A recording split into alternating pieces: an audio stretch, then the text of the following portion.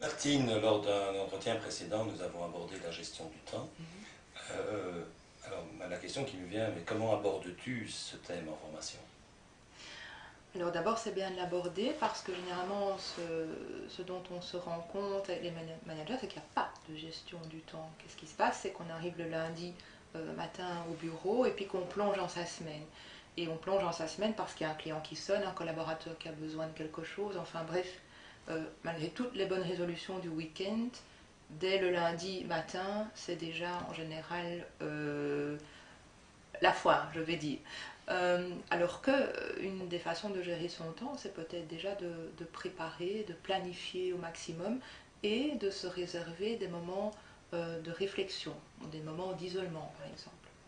J'ai le sentiment que c'est quelque chose qui manque pour beaucoup de managers, hein, ces moments d'isolement. Oui, alors que il y a des outils qui existent au niveau de la planification, déjà aussi se demander qu'est-ce qui est vraiment important, qu'est-ce qui n'est pas important, qu'est-ce qui est urgent, qu'est-ce qui n'est pas urgent.